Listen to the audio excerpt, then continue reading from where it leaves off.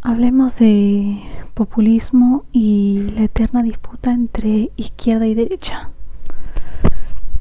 Estaba escuchando una charla TED de Jonathan Haidt y es increíble que le estaba hablando sobre espiritualidad y terminó haciéndome pensar en la política argentina, pero no en un buen sentido.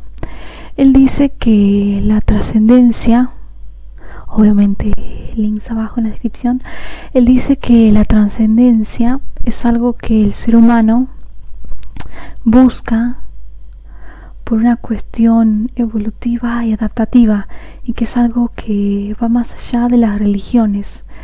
Es algo que esa necesidad de unirse con el entorno, de identificarse con un grupo o en un bien mayor, es algo que uno encuentra mucho más allá de las religiones. Y eso algo es a él que él dice que le da esperanza, porque significa que el ser humano no es tan egoísta como a veces pensamos. Pero eso también tiene un lado negativo, porque a veces eso puede derivar muchas veces en el fanatismo. Y él dice que eso tiene que ver con el hecho de que la política sea muchas veces tan tribal. Y obviamente es eso lo que me ha hecho pensar en la política argentina. Él también dice en una charla TED que sobre la izquierda y derecha, o sea, es difícil decir que una esté bien y la otra esté mal, porque lo que hacen las diferentes posiciones ideológicas es satisfacer la mirada de un grupo, de un sector de la sociedad, porque en una democracia conviven muchos grupos distintos y todos necesitan sentirse representados. ¿Cuál es el problema? Vamos ahora al populismo. El estudioso Ernesto Laclau dice que el populismo es justamente una respuesta ante esa necesidad de sentirse representado de un sector que tal vez no lo estuviera haciendo.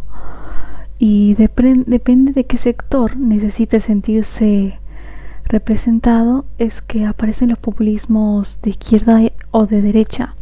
Acá los sectores que forman un gran grupo que buscan representación, que empezaron a buscar representación hace mucho tiempo, en la época de Perón, fueron los trabajadores y las clases bajas.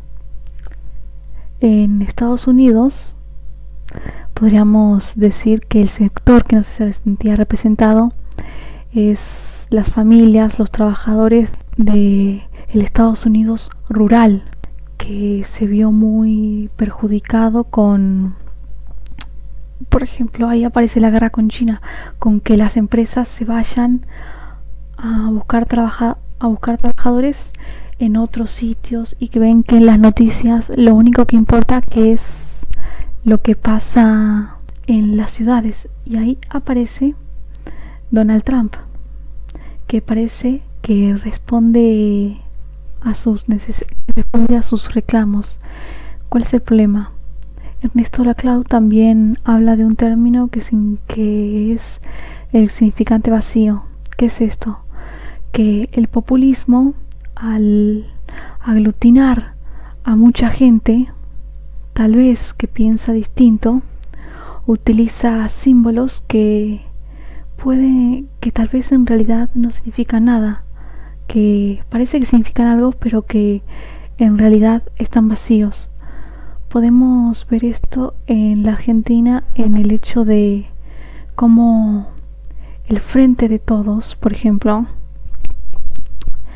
está conformado por mucha gente que pueden ir en un espectro de distintas ideologías, más de derecha, más de izquierda, desde comunistas, comunistas no, pero desde gente que tira más casi al comunismo, a los sindicatos, al peronismo más de derecha, y todo es capaz de entrar bajo una misma bandera, que es lo nacional y popular. ¿Y qué significa lo nacional y popular?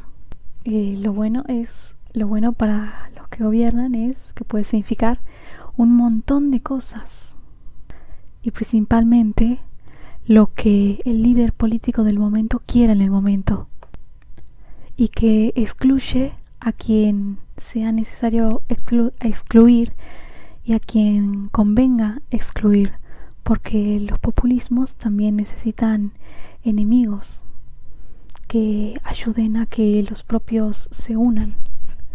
No sé si han visto lo que ocurre con el líder QOM, Félix Díaz, que dice que Horacio Pietragla, el secretario de los Derechos Humanos, hijo nieto de desaparecidos, le dijo que lo ayudaría con la condición de que militara el partido.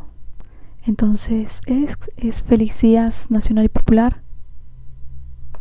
Es por eso que podía ser peronista tanto Néstor Kirchner como Duhalde, como Menem. Entonces, ¿puede un partido político que engloba, que representa a gente tan distinta entre sí? También podemos poner de ejemplo la relación de miembros del partido tal vez con la iglesia, con la promesa de la legalidad del aborto. ¿Y cómo se hace para satisfacer a dos demandas que vienen de un mismo partido, que son tan opuestas entre sí? Y ese es el caso del populismo, que una de las condiciones es que las demandas permanezcan insatisfechas, para que ese sector siga buscando esa representación. Y esto tiene que ver con lo que decía Jonathan Haidt, en el hecho de que esto despierta en la gente ese fanatismo, esa unidad, esa necesidad de sentirse representado, defender al grupo. Lo que quiere decir esto, al final, que entre toda esta emotividad, entre todas estas pasiones, al final, que una medida económica tenga algún resultado es lo que menos importa. Lo que importa es que sea de la ideología. Lo que importa es que satisfaga la necesidad de la gente de sentirse representada. Lo que importa es que el aplauso del público.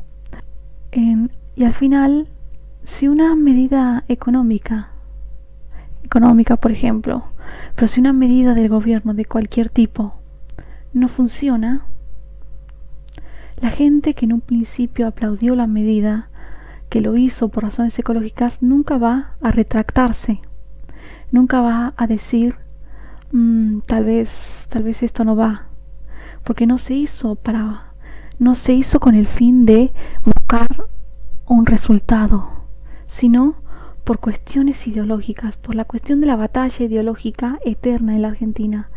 Y el resultado de esto es que en la Argentina vivimos en un ciclo sin fin. Es un día de la marmota en que todo se repite una y otra vez.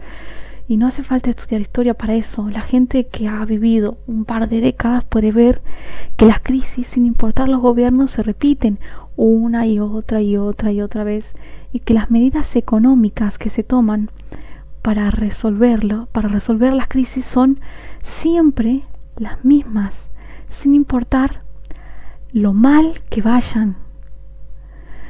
Hay teóricos aliados al gobierno que dicen la emisión no genera inflación. Bueno, podemos discutir esto desde un punto de vista teórico un largo rato, pero ¿hay alguien que dude, que no vea en el día a día que cuando los gobiernos, en América Latina se ve mucho, emiten a lo loco, se genera inflación? Que las únicas medidas que propone el gobierno para reactivar la economía, entre comillas.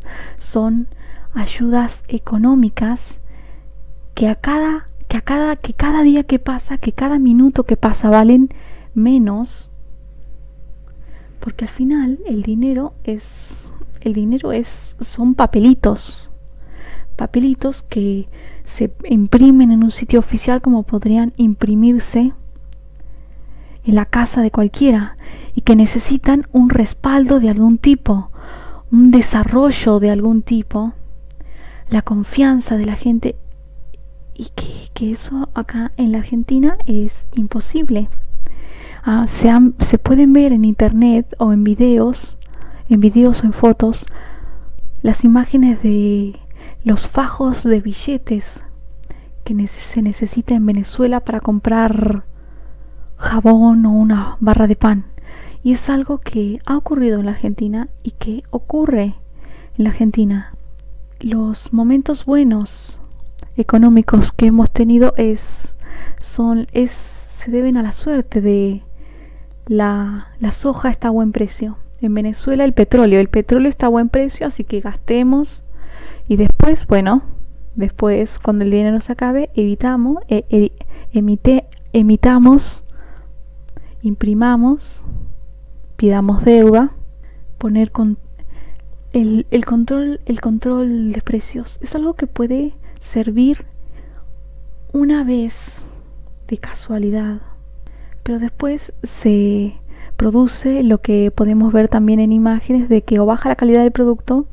Busquen la carne de precios cuidados en las imágenes, que es más grasa que carne, o el desabastecimiento, que también en Venezuela se ve mucho, pero acá también es algo que se ve en el día a día en muchos lugares de la Argentina. Entonces podemos discutir las medidas económicas en el ámbito teórico, pero en el día a día, ¿hay alguna duda de que las cosas que hace el gobierno, de que las cosas que hacen los gobiernos argentinos en un intento de estar a la altura de los ideales, de ciertos ideales, de los ideales del momento, no funcionan? Que se repiten y se repiten y se repiten y se repiten y se repiten, pero que estamos siempre igual de mal desde hace décadas y décadas y décadas y décadas. El problema es, y no sé si pasa solo acá, pero la testarudez, que acá la gente puede morir aplaudiendo al líder tribal que ha escogido con el único fin de no darle la razón al enemigo, de mantener que su ideología es la correcta. Esto no solo, que el problema no es solo esa división entre izquierda y derecha, que en muchos casos ya no va, sino que a la hora de gobernar no importen si las cosas funcionan, que no importe que las cosas vayan mejor o peor, que lo que importe es poder decirle a la gente: los estamos representando, estamos siguiendo la ideología, y que por eso vivimos en un círculo sin fin de momento bueno, crisis, momento bueno, crisis, momento bueno, crisis, y los buenos de vuelta entre comillas, muchas comillas.